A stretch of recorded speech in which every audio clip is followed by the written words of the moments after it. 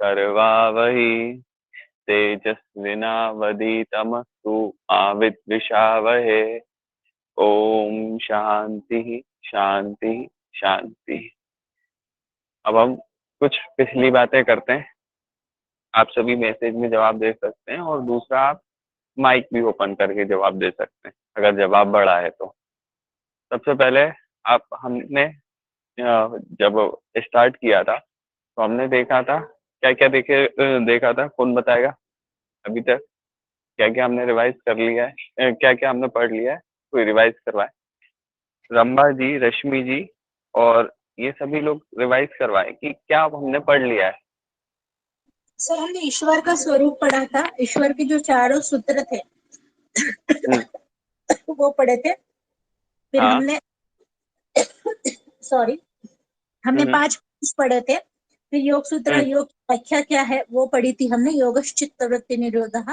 और 5 क्लेश देखे थे, प्रमाण रूप क्लेश के साथ हमने मैत्री करुणा मुदिता वो भी देखा था, चित्त प्रसादन, ये भी सब हमने पढ़ा था।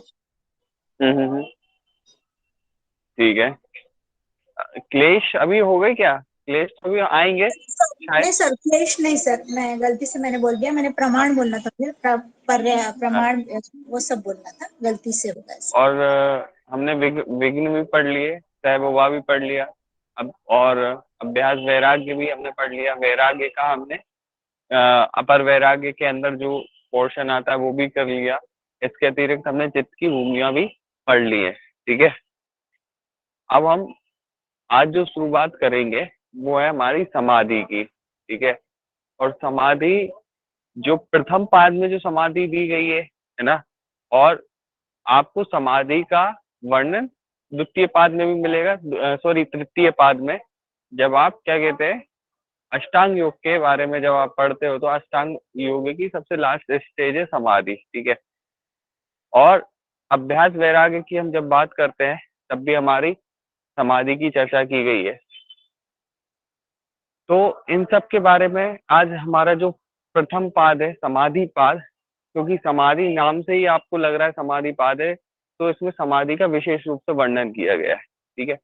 तो आप ये समाधियों को ध्यान से पढ़िएगा, क्योंकि पिछली बार ANR के रूप में यहाँ से क्वेश्चन आए थे। ठीक है। तो विशेष रूप से ध्यान दीजिएगा। और जब हमारी समाधि एंड होगी, आज अगर मुझे लगता है कि समाधि बहुत ज्यादा इंपॉर्टेंट है, अगर हमारी आज समाधि अकेली होती है तो भी ठीक है ना, हम ज्यादा आगे नहीं बढ़ेंगे। समाधि में बताऊंगा आपको, जहाँ पे डाउट हो क्लियर हो, डाउट क्लियर कर लेना जहाँ पे भी आपको डाउट हो। ठीक है। आराम से हम पढ़ेंगे।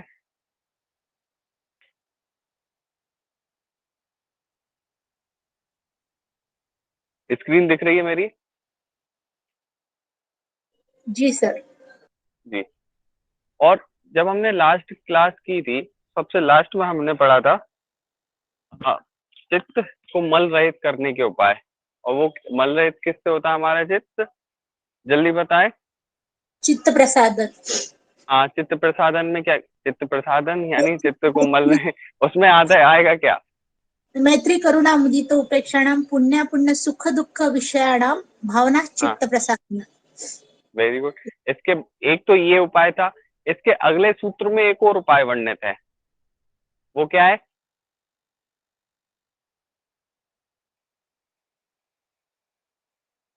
जल्दी बताइए।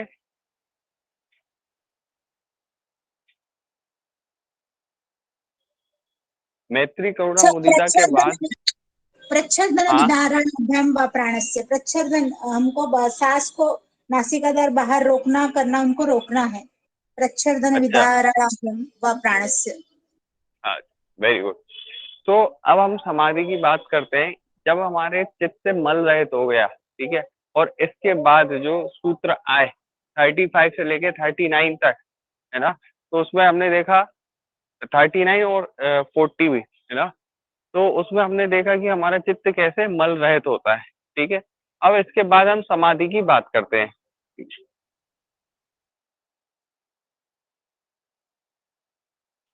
सबसे पहला जो हम सूत्र देख रहे हैं वो है पहले पाद का 41वें नंबर का सूत्र। ठीक है। अब यहाँ पे आप सबसे पहले ये जानिए 41वें सूत्र में कि कुछ जो भाष्यकार है ना, तो मेन रूप से इसमें जो शब्द आते हैं जो हमें समझ में नहीं आते, इस सूत्र में जो अगला हमारा सूत्र है वो आते हैं ग्राहिता, ग्रहण और ग्राह्य। ठीक है, अब ये शब्द क्या है, इनके बारे में हम थोड़ी चर्चा करते हैं। ठीक है, तो सबसे पहले अगर हम देखें तो ग्राहिता शब्द दिया गया है। अब इस ग्राहिता शब्द यानी बुद्ध पुरुष, यानी जो जो बुद्धि सहित जो पुरुष बताया गया है वो आपका बद्ध पुरुष है। ठीक है, जिसको हम ग्राहिता कहते हैं। ठीक है, कुछ जो अन्य भाष्यकार है उन्होंने इस शब्द का एक उन लोगों का ये मत है कि अस्मिता की जगह, अस्मिता जो हम क्लेश पढ़ते हैं, अस्मिता की जगह ग्राहिता शब्द का यूज यहाँ पे किया गया है। कुछ लोगों का ये मत है। ठीक है, अब अस्मिता क्या होती है जल्दी बताइए मुझे कोई। मृत्यु का भय। अभिनिवेश नहीं पूछा जी, अस्मिता पूछा है मैंने। सॉरी सर, वो एकदम कंफ्यूज हो गई। हाँ बताए, अस्मिता क्या होती है पंचक्लेशों में जब हम पढ़ेंगे। पिछली क्लास में भी मैंने बताया था आपको, क्या होगी अस्मिता, जल्दी बताए। सर दृढ़ शक्ति और दर्शन शक्ति को एक समझना। हाँ, दृढ़ शक्ति और जब हम दर्शन, हाँ जब हम इसको एक समझ लेते हैं यानी एकात्मक। हाँ, वेरी गुड, जब हम इनको एक समझ लेते हैं दृढ़ शक्ति और दर्शन शक्ति को, तो वो हमारी अस्मिता कहलाती है। यानी जब हम पुरुष और बुद्धि की एकता को एक रूप मान लेते तो वही हमारी अस्मिता कहलाती है। तो कुछ भाष्यकारों का यही मानना है, और यहाँ पे जो बुद्धि स्थित पुरुष शब्द यूज किया गया है वो भी हमारा अस्मिता से ही कोरिलेट हो रहा है, एकदम कोरिलेट नहीं, एकदम सिमिलर है। ठीक है, तो जब हमारी ग्राहिता की बात हो तो एक तरीके से आप अस्मिता उसको जान के चलो। ठीक है, दूसरा ग्रहण, ग्रहण यानी अंतःकरण और इंद्रिया। अंतःकरण में क्या क्या आता है हमारा, जल्दी बताए। मन, बुद्धि, अहंकार, चित्त। हाँ, और कुछ लोग, कुछ जो विद्वान है वो चित्त को इसके अंदर नहीं रखते हैं। ठीक है, ये भी आप ध्यान रखिएगा। अब इधर पे ग्रहण से शब्द लेंगे अंतःकरण और इंद्रियों से। ठीक है, अब ग्राह्य की जब हम बात करते हैं तो ग्राह्य शब्द का जो अर्थ लिया गया है, यानी जो हमारे पंच महाभूत है उनसे ग्राह्य शब्द का अर्थ लिया गया है। इन चीजों को आपको समझना जरूरी है, हो सकता है कि ये आपको मिलान करने के लिए दे दिया जाए। ठीक है, कि बताइए निम्न में से ग्रहण का संबंध किससे है। ठीक है, या ग्राहिता का संबंध किससे है। ग्राहिता की जगह बुद्धि स्थित पुरुष की जगह अस्मिता लिखा आ जाए तो आप कंफ्यूज हो जाओगे। तो उधर पे आपको इस चीज को डील करके चल रहा है। अब हम पढ़ते हैं सबसे पहले सूत्र को। पहले इन शब्द को जानना जरूरी था, जब आप इनको जान लोगे तभी हम अगले सूत्र को समझ पाएंगे। तो पहले भी जब हम बात करते हैं तो लिखा है उक्त अभ्यास से चित्त में निर्मलता आती है। उक्त अभ्यास यानी जो हमने मैत्री करुणा मुदिता किया, ठीक है, और जो हमने प्राणों पे कंट्रोल करा, तब हमारा जो चित्त था वो मल रहित हुआ। ठीक है, इधर पे वो बात की जा रही है ना, कि जब हमने वो अभ्यास किए, है ना, क्योंकि स्लाइड में उक्त अभ्यास से यानी इधर पे भी मैंने ये मैत्री करुणा मुदिता ले रखा है चित्त प्रसादनम में, तो उधर से इसलिए भी मैंने इधर पे उक्त अभ्यास लिखा है। ठीक है, तो उक्त अभ्यास से जब चित्त में निर्मलता आती है, जब हमने मैत्री करुणा मुदिता का अभ्यास किया तो उस समय जब चित्त में निर्मलता आई और ध्येय के अतिरिक्त बाह्य वृत्तियां शांत हो गई। ठीक है, जब हम सिर्फ हमें ध्येय विषय ही दिखने लगा और हमारी जो वृत्तियां हैं भौतिक जगत से हटकर इसमें चलने लगी हमारे ध्येय विषयों में, उस समय साधक ग्रहिता, ग्रहण और ग्राह्य में से किसी में भी जब चित्त अपना लगा देता है, ठीक है, तब उसका चित्त उनमें स्थिर होकर तदाकार हो जाता है। इसी को हम संप्रज्ञात समाधि कहते हैं। ठीक है, ये ध्यान रखना कि पहले वो बोल रहे हैं कि जब हमारा चित्त स्फटिक मणि की तरह निर्मल हुआ, निर्मल किससे हुआ, कौन से अभ्यास से, हमारे चित्त प्रसादन से। ठीक है, अब जब वो निर्मल हो गया हमारा चित्त, तो हमारी जो वृत्तियां हैं बाह्य विषय को छोड़कर हमारे ध्येय विषय में चलने लगी। ठीक है, और साधक जब इन तीनों में ग्राह्यता, ग्रहण और ग्राह्य विषयों में अपने चित्त को स्थिर कर देता है। ठीक है, पहले वो स्थिर करेगा, है ना, और स्थिर करने के बाद जब चित्त उसमें ही तदाकार हो जाता है, ठीक है, तब हमारी संप्रज्ञात समाधि होती है। ठीक है, एक चीज जान के चले कि जब व्यक्ति ध्यान करता है ना, तो ध्यान करता है तो उसमें त्रिपुटी होती है, तीन चीजें होती है। एक तो आपका ये ध्येय विषय हो गया, मान के चलिए, ठीक है, ये आपका हो गया साधक, ठीक है, यानी ध्याता, ये ध्येय विषय और ये आपका ध्याता, और इनके बीच में जो चीज चल रही है वो आपका कहलाएगा ध्यान, है ना, ये कहलाएगा हमारा ध्यान, ये ध्याता, ठीक है, और ये हमारा ध्येय विषय। ये तीन चीजें होती है ना। जब ध्याता इतना अपने ध्येय विषय में खो जाए कि उसे खुद का, स्वयं का, और जो ये ध्यान चल रहा है इसका भी ध्यान ना हो, ठीक है, सिर्फ उसे वो वाली स्टेज आ जाए कि जो वो ध्येय विषय है बस वो ही है, ध्येय विषय के अलावा वो सब कुछ भूल जाए, तो वो हमारा तदाकार होना होता है किसी चीज में, चित्त का तदाकार होना, कि हमारा चित्त सिर्फ उसी में लग गया है, उसके अलावा किसी चीज को सोच ही नहीं रहा। तो जब जब ऐसी स्थिति आ जाए, और ऐसी स्थिति कब आए, जब हम अपने चित्त को ग्राह्यता, ग्रहण और ग्राह्य विषय में लगा दें, तब जो हमारी स्थिति होगी वो हमारी संप्रज्ञात समाधि कहलाएगी। पहला सूत्र हमें ये आज्ञा देता है। अब हम आगे बढ़ते हैं, ठीक है। अब इधर पे समाधि के भेद बताएं, ठीक है, समाधि के प्रकार बताएं, क्योंकि हमने पहले भी पढ़ी है ना, जब हमने संप्रज्ञात समाधि की बात करी थी तो उसमें कोई 4 समाधि हमने पहले पढ़ी थी। कौन कौन सी थी वो 4 समाधि, जल्दी बताएं। वितर्क, विचार, आनंदानुस्मितागमात् संप्रज्ञातः। हाँ, वितर्क, विचार, आनंद और अस्मिता, ठीक है। उसी चीज को हम देखेंगे इधर पे भी। जब स्थूल विषय, जब कोई भी स्थूल विषय, 2 विषय होते हैं, एक होता है स्थूल और एक का सूक्ष्म। स्थूल विषय मोस्टली होता है कि हमें दिखाई देते हैं, है ना, हम अपनी आंखों से उन्हें देख सकते हैं, वो हमारे स्थूल विषय हुए, ठीक है। सूक्ष्म विषय जिनको हम नहीं देख सकते, ठीक है। तो जब हम स्थूल विषय से में शब्द, अर्थ और ज्ञान, इन तीनों विकल्पों में से मिली हुई समाधि जो होती है वो हमारी सावितर्क समाधि होती है, ठीक है। अब ये जानेंगे हम शब्द, अर्थ और ज्ञान क्या है, ठीक है। मान के चलिए आपने जो ध्यान किया वो गौ माता का ध्यान कर लिया, एक गाय का आपने ध्यान करा, ठीक है, या मान के चलिए आपने सरस्वती माता का ध्यान किया, ठीक है। अभी मैंने आपको बताया कि त्रिपुटी में 3 चीजें होती है, एक ध्याता, ध्येय विषय और ध्यान, ठीक है, ये 3 चीजें होती है। आपने ध्यान किया सरस्वती माँ की मूर्ति का, ठीक है, तो इसमें अगर आप देखोगे तो आपको एक चीज होगी कि एक तो उनका ज्ञान होगा कि वो मूर्ति कैसी है, क्या है, इस चीज का हो गया, ठीक है, और इसके अलावा उसका अर्थ, यानी वो चीज आपको दिखाई देगी, है ना, और शब्द,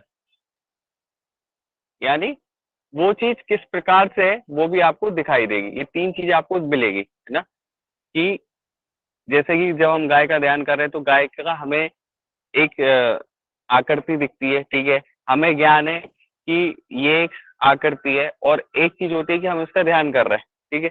जब ये तीनों चीज रहेंगी किसी स्थूल विषय में, तब हमारी होगी सवितर्क समाधि, क्लियर। और जब हम इसमें से, जब हमारे शब्द और अर्थ, यानी कि अगर हम देखें ये और ये भी खत्म हो जाते हैं, सिर्फ हमें जो गौ माता है वो ही अकेली हमें दिखाई दे रही है, या सरस्वती माँ की मूर्ति दिख रही है, और इसके अलावा हमें कुछ भी भान नहीं रह रहा, तो वो हमारी कहलाएगी निवितर्क समाधि, ठीक है। सवितर्क समाधि में हमें 3 चीजें रहेंगी, शब्द, अर्थ और ज्ञान, ठीक है, शब्द, अर्थ और ज्ञान। अब यहाँ से आपको क्वेश्चन बन सकता है एंड आर के रूप में कि ये बताइए कि सावितर्क समाधि का संबंध शब्द और अर्थ एवं ज्ञान से, और नीचे तर्क में दे दिया जाए कि जब निवर्तक समाधि में शब्द और ज्ञान विलुप्त हो जाते हैं, ठीक है। और इसमें आपको दे दिया जाए कि बताइए कि ए और आर की सही व्याख्या है कि नहीं। इस तरीके क्वेश्चन यहाँ से बन सकते हैं, तो आपको ये बिल्कुल क्लियर करके चलना है, ठीक है। तो सावितर्क समाधि में हमारी 3 चीजें रहेंगी, शब्द, अर्थ और ज्ञान। और निवितर्क समाधि में शब्द और ज्ञान खत्म हो जाएगा, शब्द और ज्ञान खत्म हो जाएगा, सिर्फ अर्थ रहेगा, ठीक है। हम ये भूल जाएंगे कि हम किसी चीज का ध्यान कर रहे थे, ठीक है। हम ये भूल जाएंगे कि ध्यान करने वाला मैं भी हूँ। हमें सिर्फ हमारा जो चित्त रहेगा वो दैव विषय में सदाकार हो जाएगा। तो जब ऐसी अवस्था आए तो वो हमारी होगी सवितर्क समाधि, और मतलब कि जब हमें तीनों का ज्ञान है, और जब इनसे तीनों से हम जब रहित हो जाएंगे तो वो हमारी निवितर्क समाधि कहलाएगी, ठीक है। अब हम आगे बढ़ते हैं। अगले सूत्र में लिखा है सूक्ष्म, है ना। पहले हम जो सवितर्क और निर्वितर्क में जो हम ध्यान कर रहे थे वो स्थूल विषय का कर रहे थे, ठीक है। और जब हम सविचार और निर्विचार में आए तो हमने सूक्ष्म विषय का ध्यान किया, और बाकी का पूरा कॉन्सेप्ट ऊपर की तरह है, पहले जैसा है, ठीक है। सवितर्क, निर्वितर्क, सविचार, निर्विचार, ठीक है। तो इसमें में सिर्फ जो अंतर है वो सिर्फ स्थूल और सूक्ष्म विषय का है, ठीक है। अब इसके अगले सूत्र में हम पढ़ेंगे सूक्ष्म विषय क्या होते हैं, तो थोड़ा पेशेंस बना के रखना, ठीक है। तो सविचार क्या होता है, तो सविचार में हम देख रहे हैं कि शब्द, अर्थ और ज्ञान, ये पुनः बात लिखी है, ठीक है। इन तीनों विकल्पों से मिली हुई समाधि सविचार है, ठीक है। जब हम इसी सूक्ष्म विषय क्या होंगे वो हम अगले सूत्र में पढ़ेंगे, क्योंकि उसमें साफ लिखा है सूक्ष्म विषय क्या है, ठीक है। तो जब हमें सूक्ष्म विषयों में शब्द, अर्थ और ज्ञान की प्रतीति रहेगी तो हमारी सविचार समाधि होगी।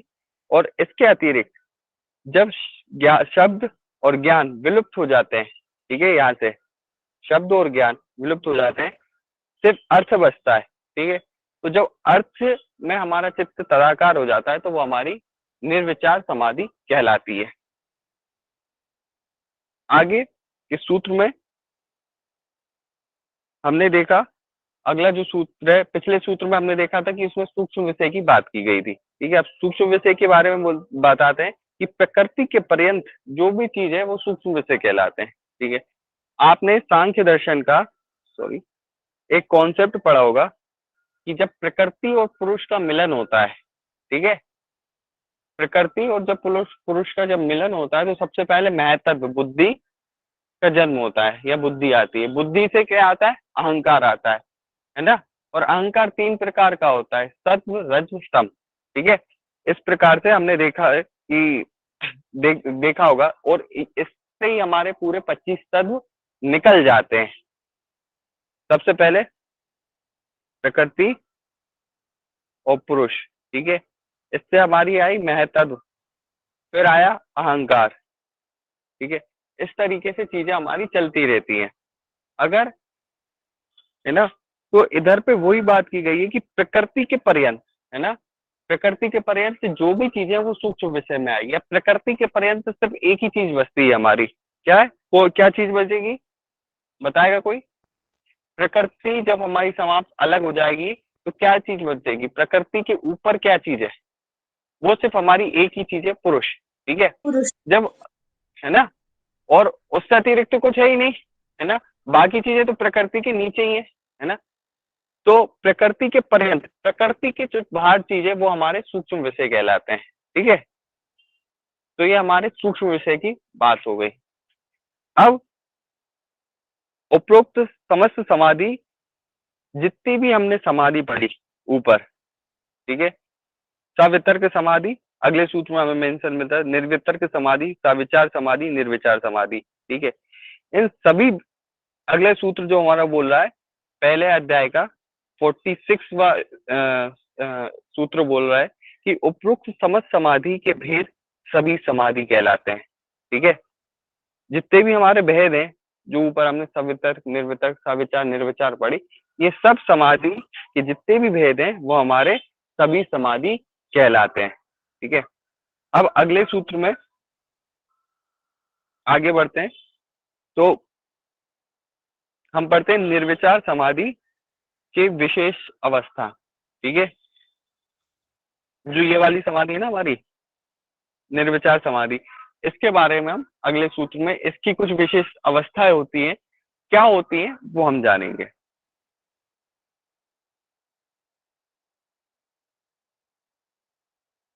अब इसमें लिखते हैं कि निर्विचार समाधि जब अत्यंत निर्मल हो जाती है तब साधक को अध्यात्म प्रसाद की प्राप्ति होती है। ठीक है, जब आपकी निर्विचार समाधि में पकड़ आ जाती है ना, जैसे कि हम आसन करते हैं, पहले दिन तो आसन लगता नहीं है ना, जब हम बार बार अभ्यास करेंगे तो वो आसन हमारा निर्मल हो जाता है, उसमें हम सिद्ध हो जाते हैं। ठीक है, उसी तरीके से जब हमारी जो निर्विचार समाधि है वो निर्मल हो जाती है तब हमें अध्यात्म प्रसाद की प्राप्ति होती है, अर्थात बुद्धि निर्मल हो जाना।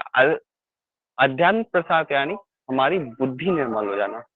अब देखिए, जब हमने प्रकृति और पुरुष का कॉन्सेप्ट पढ़ा, प्रकृति से क्या जनित है, सबसे पहले क्या आया, प्रकृति से बुद्धि आई ना, हाँ, है ना। हाँ। और आपको ये भी पता होगा कि जो हमारी प्रकृति है वो त्रिगुणात्मक है। प्रकृति में 3 गुण है, कौन कौन से गुण है वो 3, सत्व रजो तमस, है ना। अब इसी तीनों में से यही 3 प्रकृति में है, तो स्वाभाविक सी बात है, प्रकृति ने जन्म बुद्धि को दिया तो बुद्धि में भी तीनों गुण होंगे, है ना।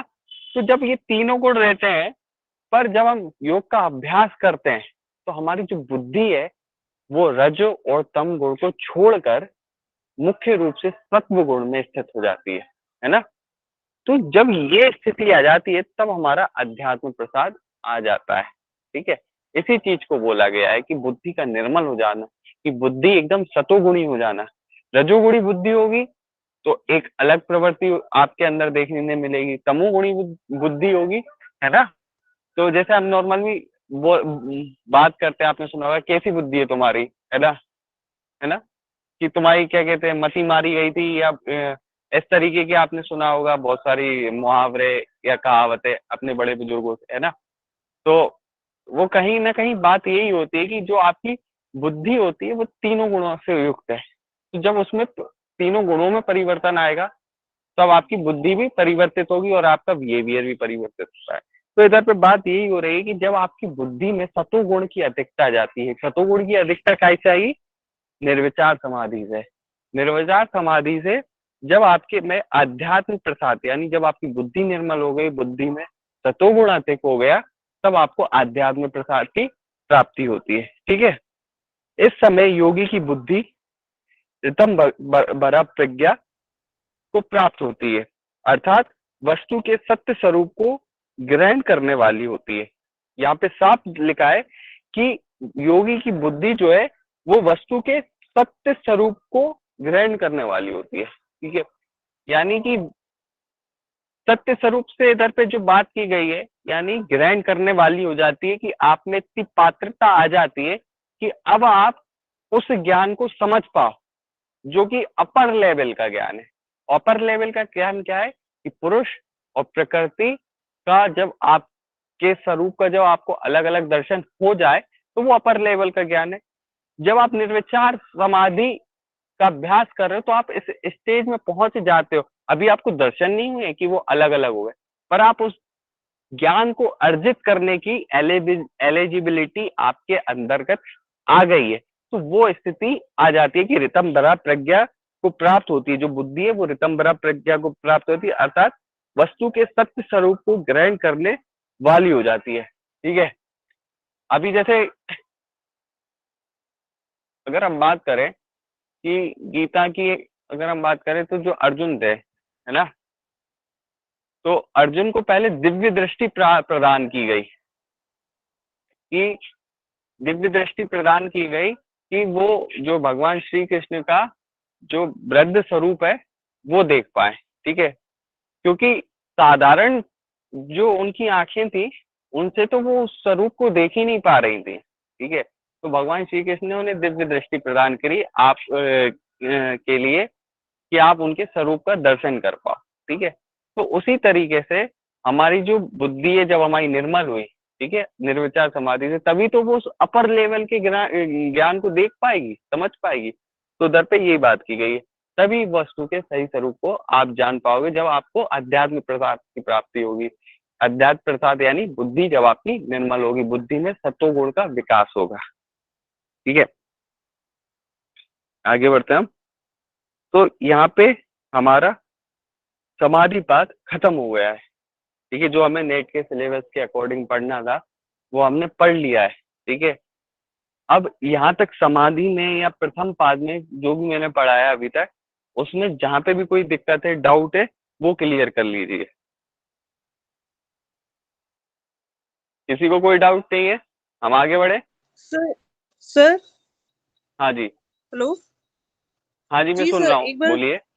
सविचार समाधि को एक बार थोड़ा सा एक्सप्लेन कर दीजिए।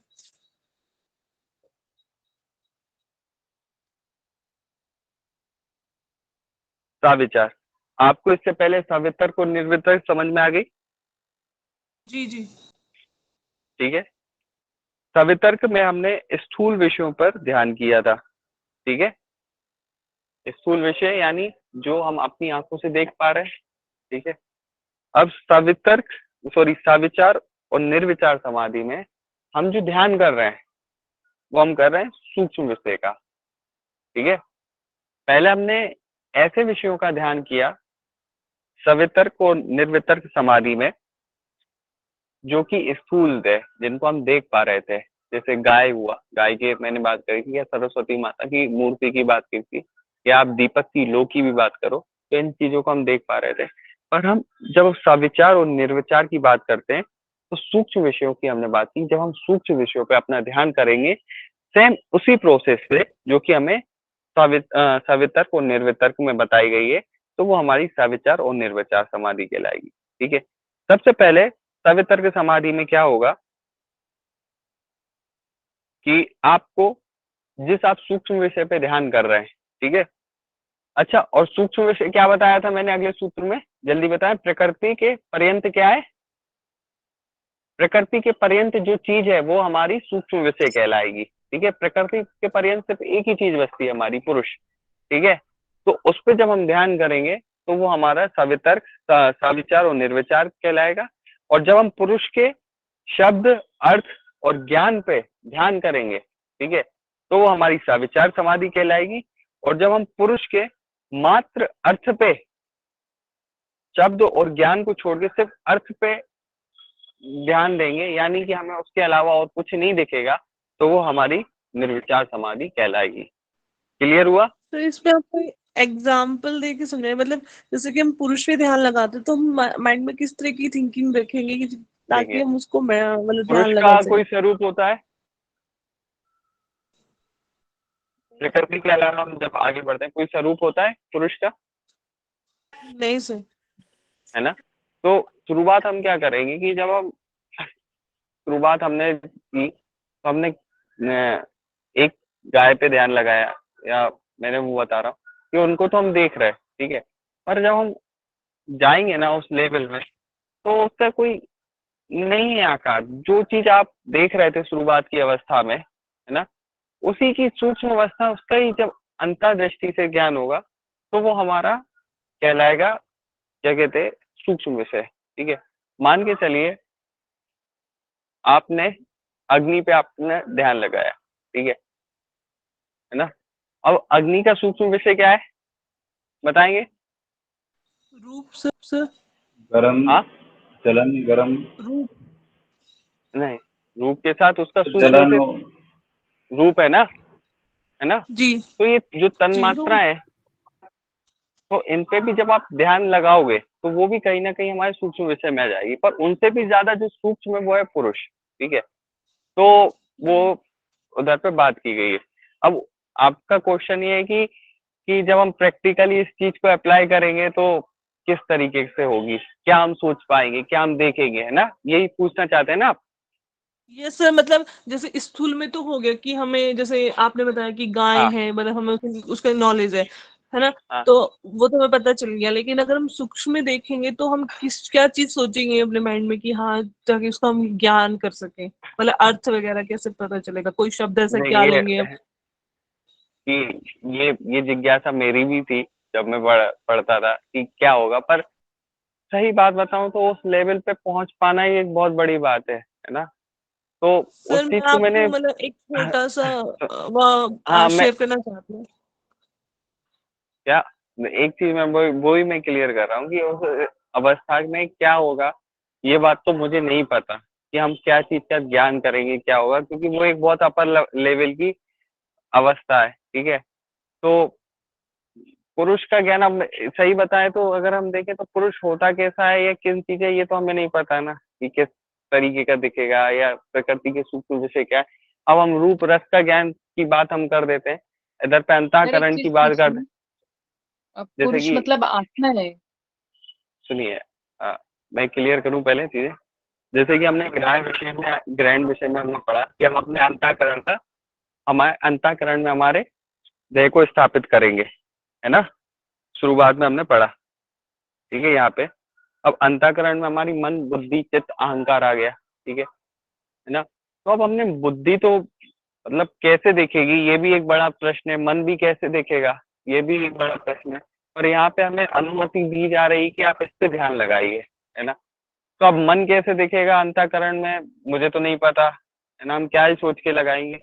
तो वो चीजें सही बताऊं कि उस लेवल में आप क्या सोच रहे हो वो मैं नहीं बता सकता, और ना ही मेरे पास इतनी क्षमता है अभी। ठीक है। और किस तरीके से दिखेगा वो नहीं पता मुझे। पर हाँ, नेट के अकॉर्डिंग अगर आप मुझसे पूछोगे कि सर कि ये वाले सवाल में अगर ऐसा आ जाता है ना, तो मैं उसका सोल्यूशन दे सकता हूँ। यहाँ पे मैं आप लोगों को नेट का एग्जाम निकालने, जेआरएफ का एग्जाम निकालने के लिए, ठीक है। बाकी मुझ में इतनी अभी फिलोसफिकल दार्शनिक दृष्टि मेरी इतनी विकसित नहीं है। तो ये है। सर मैं सर जहाँ निर्विचार में हमारे विचार ही समाप्त हो गए, वी आर हाँ टोटली, हम विचार ही नहीं ना हमको कोई, तो हमको अपने आप ही समाधि लग जाएगी कि विचार सबसे बाहर अंत सभी चीजों का खत्म हो चुका होता है ना वो लेवल पे जब योगी पहुंचता है। तो हो सकता है देखिए, कि वहां से विचार ही ना रहे। सदाकार हो जाए तो देखो, विचार हो जाए, निर्विचार खत्म हो जाए, ठीक है। पर उनका सवाल है कि पुरुष कैसा दिखेगा या उस समय क्या अवस्था रहेगी। विचार तो खत्म हो गया। विचार तो हमारे सवितर की समाधि, सॉरी, निर्वितक समाधि में भी तो खत्म हो गया था ना, जब हमने स्थूल विषय पे लगाया था ध्यान। ठीक है। तब भी हमारे विचार शून्य अवस्था आ गई थी। ये है। चलिए, अभी किसी का कोई प्रश्न है वास्तविकता से जुड़ा हुआ तो पूछिए।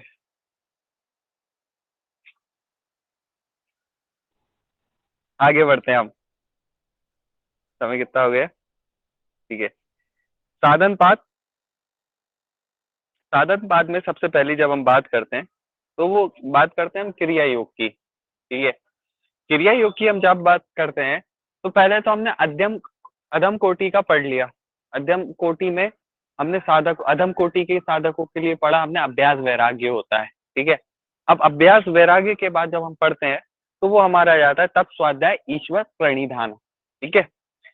अब ये ईश्वर प्रणिधान, क्रिया योग में तप स्वाध्याय और ईश्वर प्रणिधान, इन तीनों की चर्चा की गई है कि जब आप इन तीनों को करते हो तो वो तप है, तप स्वाध्याय और ईश्वर प्रणिधान, इन तीनों को करते हो तो वो हमारा क्रिया योग कहलाएगा। ठीक है। अब इनमें हम सबसे पहले देखते हैं तप। तप क्या होता है, कोई बताएगा मुझे। गुरु के अनुमति से किया हुआ 12 वर्षों तक जो कार्य गुरु के आज्ञा से हम अपने सहन करते हैं जो चीज, उसे तब कहते हैं। सहन करना, बिल्कुल। देखिए, चीजें तीन प्रकार से हम तप को देख सकते हैं, कायिक, मानसिक और वाचिक। ठीक है। तप यानी होता है सहन करना। ठीक है। जो भी चीज हमारे आसपास घटित होती है ना, तो एक हमारा लक्ष्य होता है। उस लक्ष्य में पहुंचने में जो चीजें बाधा उत्पन्न होती है ना, उन सभी बाधाओं को सहन करना, है ना, वो हमारा लक्ष्य तप कहलाता है। मैंने एक चीज को ऑब्जर्व किया है कि अगर हम, जो व्यक्ति तप नहीं करता शारीरिक रूप से, वाचिक रूप से या मानसिक रूप से वो कहीं ना कहीं उसमें अपूर्णता रहे। अपूर्णता वैसा तो सब में ही है, पर अगर वो शारीरिक रूप से तप नहीं करेगा, ठीक है, तो वो कहीं ना कहीं उसके शरीर कमजोरी रहेगा। ठीक है, तो आप एक चीज देखेंगे कि शारीरिक रूप से तप करना यानी सहन करना है चीजों को, है ना, कि कुछ भी चीज अगर हो रही है, हमें हमें हमने तप करने के लिए हमने एक उद्देश्य बनाया कि मैं तो मेरा 120 किलो वेट है और मैं तप करके सूर्य नमस्कार करूंगी, है ना। तप मेरा सूर्य नमस्कार है। कितने राउंड करना है? रोज 50 राउंड करना है मुझे सूर्य नमस्कार के, तब जाके मैं वेट अपना लूज कर पाऊंगी, यानी 80 तक आऊंगी। ये मेरा लक्ष्य है। ठीक है, पर शुरुआत में क्या होता है जब हम करने जाते हैं, 30 या 40 के बाद हमारी हालत, 30 तो 40 तो बहुत बोल दिया, 20 या 25 के बाद हमारी हालत बहुत डाउन होती है। अब तो मैं नहीं कर पाऊंगी। ठीक है, उस टाइम पे उस चीज को सहन करना कि करना है, ठीक है, करना है, करना है ना, तो वो चीज हमारी तप में परिवर्तित हो जाएगी। क्योंकि अगर आपने सोच लिया, आपके मन में आ गया कि कल ही तो मैंने 50 किए थे, आज 40 कर लूं या 45 कर लूं या 48 कर लूं या 49 कर लूं, चल तो जाएगा, क्या दिक्कत है। तो वो हमारे लक्ष्य में बाधा बन गई, तो वो हमारा तप शून्य नहीं हुआ। ठीक है, पर आप सहन कर रहे हो, है ना। उसी टाइम आपको ऑफर मिलता है कि मूवी देखने जाना है, उसी टाइम पे जो आपकी प्रैक्टिस का टाइम है। ठीक है, तो एक प्रलोभन भी है और ये हमारे लक्ष्य में बाधा भी उत्पन्न कर सकता है।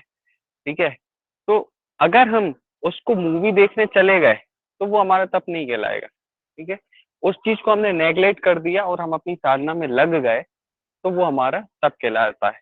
आसान शब्दों में जो हमारी लक्ष्यों में बाधा दे, है ना, तो उसको रहित करके आगे बढ़ना हमारा तप कहलाता है। ठीक है, कायिक तप मैंने बता दिया। वाचिक तप कैसा होता है? वाचिक तप के अंतर्गत मान के चलिए आप कि कोई हमें बहुत ही अपशब्द बोलता है ना, तो उसका जब हम प्रति उत्तर उसी भाषा में देते हैं, हम सहन करना नहीं सीखते। किसी बड़े ने सडनली हमारे जवाब दे दिया है, बचपन से ये प्रवृत्ति मेरे अंदर भी थी और बाकी सब में भी रहती है कि मम्मी ने जरा बोला कि ये कर लो, 2-3 बार हम बड़े ही ऐसे अहंकार भाव से जवाब कर तो रहे हैं, कर देंगे, अभी तो कर रहे हैं, 5 मिनट तो दो। तो हम इस तरीके से बोल दिया, हमने सहन नहीं किया उन चीजों को, है ना। तो क्या होता है, तो फिर ये हमारा वाचिक तप नहीं कहलाएगा। वाचिक तप यानी कि कोई बिना फालतू भी आपको डांट रहा है तो उस चीज को सहन करना, है ना। ये नहीं कह रहा हूं कि मैं उसका प्रति उत्तर नहीं देना, प्रति उत्तर देना, पर एकदम सरल शब्दों में, साधारण शब्दों में कि सर मैं गलत नहीं हूं, ये चीज मेरी स्पष्ट है। ठीक है, ऐसा नहीं कि कोई आपको डांट रहा है तो आपने भी प्रति उत्तर में उसे डांटना शुरू कर दिया, है ना। कि जैसे कहते हैं ना कि किसी ने कहा एकदम सडनली कि तुम बुद्धू हो। अरे मैं कैसे बुद्धू, तुम महाबुद्धू हो। हम प्रति उत्तर में यही करते हैं। ठीक है, तो इसी तरीके से और भी शब्दों का समाज में प्रचलित है।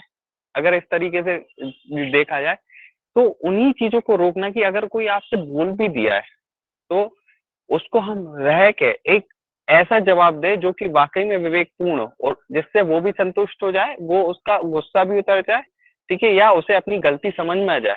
लोग गलती ना, अगर वो अपनी गलती ना भी नहीं मान रहा है, पर अगर हम एक अच्छे तरीके से देखें तो उसको अपनी गलती दिख जाए उस समय, तो वो हमारा जो तप कहलाएगा वो हमारा वाचिक तप कहलाएगा। और मानसिक तप तो यानी कि हम किसी के बारे में विचारों में अशुद्धता ना रखें, तो वो हमारा वाचिक तप कहलाएगा। ठीक है, इसके बाद आता है स्वाध्याय। स्वाध्याय यानी जो वेद शास्त्र इन में जो भी वर्णित दिनचर्या है, जो भी आचार संहिता है, इनका रेगुलर पालन करना वो हमारा स्वाध्याय कहलाएगा। और साधारण अर्थ में हम देखें 2 शब्दों से मिलकर बन रहा है स्व और अध्याय, यानी स्वयं का अध्ययन भी। ठीक है, अगर हम जनरल भाषा में देखें कि जब हम स्वयं का अध्ययन करते हैं, है ना, जैसे कि रात में क्या होता है, बहुत आजकल युवाओं को बहुत ज्यादा दिक्कत ये है कि रात में उनका ने दृढ़ निश्चय भी कर लिया ना कि आज वो 10 बजे सो जाएंगे, है ना, पर उनको नींद नहीं आती है। वो 1 बज रहा है, 2 बजे जाके सोते हैं। उन्होंने मोबाइल भी साइड रख दिया, सब कुछ साइड रख दिया, तब भी वो रात में जाग रहे है ना। अगर क्यों जाग रहे हैं? क्योंकि उनके विचार बहुत ज्यादा उत्पन्न हो रहा है। यदि उस टाइम पे वो स्वाध्याय करे ना, यानी स्वयं का अध्ययन ही कर लें कि आज उन्होंने सुबह से लेके शाम तक, रात तक क्या क्या किया।